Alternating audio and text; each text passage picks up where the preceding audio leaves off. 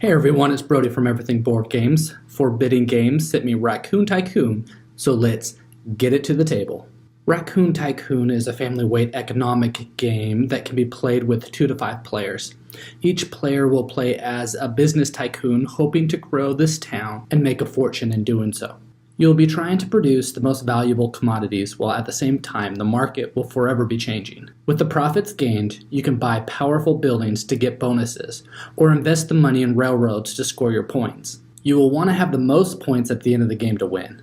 This is done mostly by collecting sets of the same railroads and buying towns. The game has a set collection mechanic included with an auction mechanic, and together it makes it hard to be rich and own all the same railroads at the same time. To set up, the board will be placed down with one of the commodity tokens placed on the lowest price of each, wheat and wood at the $1 mark, iron and coal at the $2 mark, and goods and luxuries at the $3 mark. The remaining commodity tokens can be placed near the board to form a supply. Shuffle the price and production deck and deal each player 3 cards. The remaining will form a draw deck. You will now create the railroad deck depending on how many players that are playing the game. With 5 players, you will use all of the types of railroads. With a 4-player game, you will remove the Skunk Works Railroad. In a 3-player game, you will remove the Skunk Works and the Tycoon Railroads. And in a 2-player game, you will remove Skunk Works, Tycoon, and Sly Fox Railroads. You will always play with the Top Dog, the Big Bear, and the Fat Cat railroads. Shuffle the railroad cards that you're going to be playing with together and place 2 of them face up in the indicated spaces on the board. Each player will also start with $10 as their starting money. The remaining money will be placed near the board to form a bank.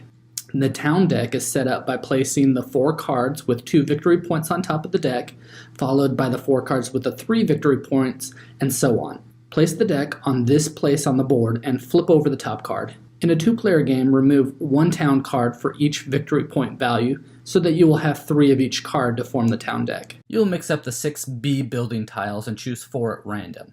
These 4 will be the starting building tiles placed face up. The remaining tiles will be shuffled with the any B building tile and put into a stack indicated on the board. A random player will be selected as the start player and will be given this awesome start player token. The start player will take 1 free commodity and place it in front of them. The next player will gain 2 commodities of their choice but can't be the same type. This will increase by 1 commodity until everyone has at least 1. At this point, no player should have 2 of the same commodities. On each player's turn, the player will perform 1 action of the available 5. Play will continue around until the ending condition is triggered. I will explain the actions first and then talk about the end of the game. One of the 5 actions that you will perform is called production, and you'll probably do this one quite a bit. You will play one of your production cards from your hand. On the bottom of the card lists the commodities you are allowed to take from the supply, but you can only take at most 3. So even though there are 5 listed, you can at most take 3 of your choice. This rule can be broken if you have the cottage industry or factory building.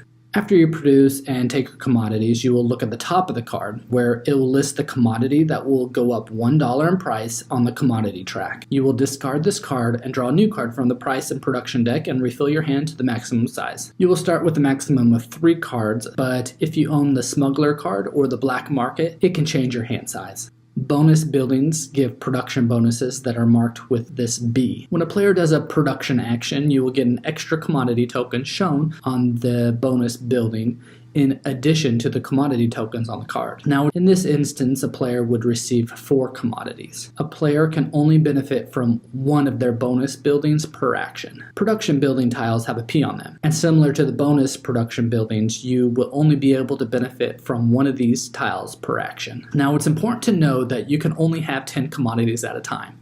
If you exceed this amount, you will have to discard a commodity of your choice. Now, your commodity limit is raised by 1 for each building that you own. Also, the warehouse building itself will increase your limit by 4. 3 for its special power and 1 for the normal bonus that you get for having the tile. So the number of commodities that you can own is 10 plus the number of buildings you own. A second action that you can take on your turn is to sell a commodity. You'll probably want to do this when one of the commodity prices is high, or if you just need to get rid of some of your commodities. You'll return the number of that commodity to the supply and gain the money you earned for selling it. You'll multiply the number you sell by the price on the board. Then the price of that commodity will drop by the number of units that you just sold.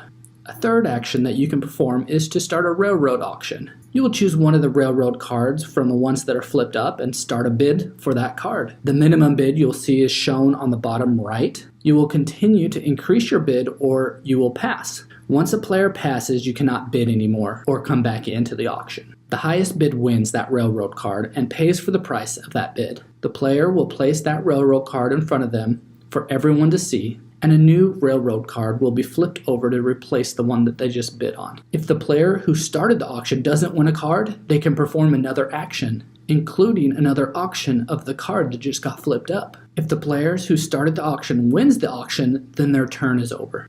The fourth action that you can perform is to purchase a building tile. You will pay the cost of the tile from the 4 flipped up on the board. You will gain the benefit of that building for the rest of the game. A new tile from the pile will replace the space to always have 4 options to buy from. Some of these tiles are double-sided, and when you purchase the buildings, it will start on the +1 side. You may later do an action again to upgrade the tile, paying the cost listed on the +2 side, and flipping the tile over to show the new value.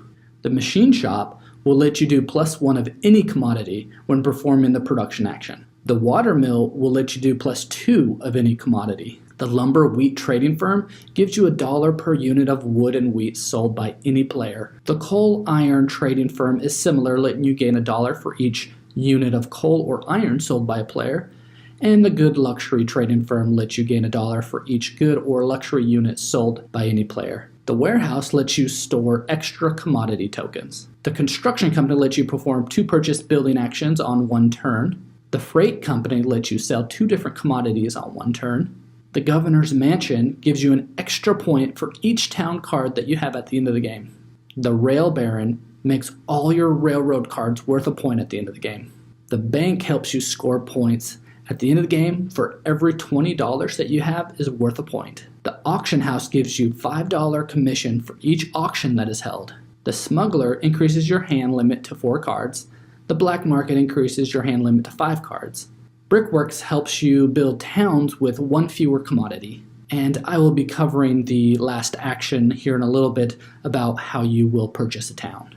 The mayor's office gives you an extra point for each building you own at the end of the game. The trading floor lets you buy a commodity from another player at the market price. Export company will increase the price of a commodity $3 before selling it. The cottage industry increases your production to 4. So when you do a production action, you can now take 4 of the commodities listed on the bottom of the card. The factory will let you produce up to 5 commodity tokens. Now the 5th and final action that you can take is to purchase a town. You will choose the town card that's flipped up and either pay the number of specified commodities shown on the bottom left or the number of any commodities shown on the bottom right. Place the commodities used to pay for the town back into the supply and flip the next card out so that there's always 1 card flipped up. A town card is worth the points stated on the card. Now you'll keep taking 1 action per turn until someone buys the last town card or when the last railroad card is auctioned off. When this happens, you will finish the round, check and make sure all players have gone, and then the game is over. Now you will score your points by counting points on your town cards and scoring points from sets that you made on railroad cards. For example, with a Sly Fox card, you would gain 2 points if you ended up with one of those cards.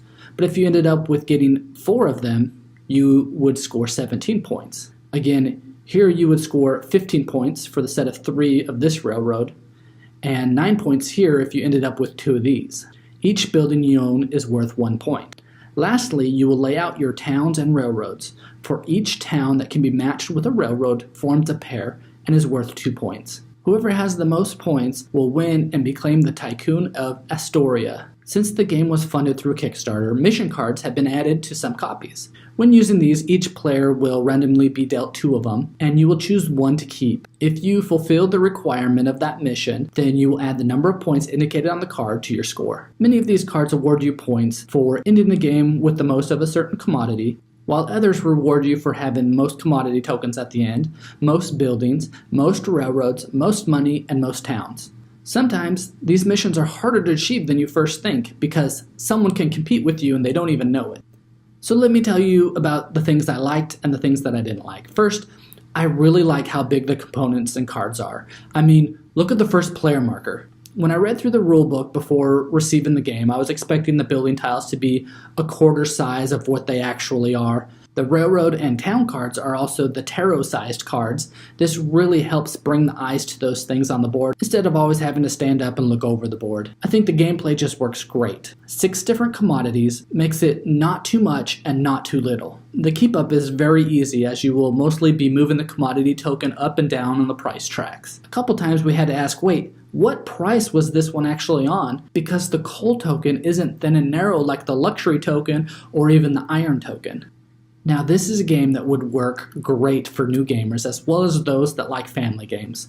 My wife especially loved the art. She kept commenting on how well it was done and how cute the animals are. She might not have understood the goals of the game the first time that we played, as she kept making it too easy for me to rack up points on the railroad cards. The main way to get a lot of points is mostly through the railroad cards, then the town cards, and lastly some points are given through some of the building tiles. So make sure you emphasize those railroad cards for yourself, or make it harder for others by bidding higher for them. Something I didn't mention before is that a 2-player game is played a little bit differently than a 3, 4, or 5-player game. When an auction is started in a 2-player game, the player to begin the auction will only have 1 bid, so you better make it good and count. If the other player wants it, they just have to outbid you by 1. This is exactly what I kept doing to my wife. Your bid needs to be high enough that the second player will need to contemplate if they will pay a tad bit more for it. Now in a 3, 4, and 5-player game, you don't have this problem. You'll just go around until players pass and the highest bid wins. I think the game works great for any player count. It just changes the strategy a little bit when you're playing as a 2-player game. One of the things that bothered me a little bit when playing the game was they used 2 different icons for each commodity. Whenever the iron and coal icons came up on the cards, I had to make sure I knew which was which because the commodity token doesn't match the commodity icon on the card. Overall, this is an amazing family game, and you should try it out if you like what you see. Again, this is Raccoon Tycoon by Forbidden Games. If you like what you see, then go buy it.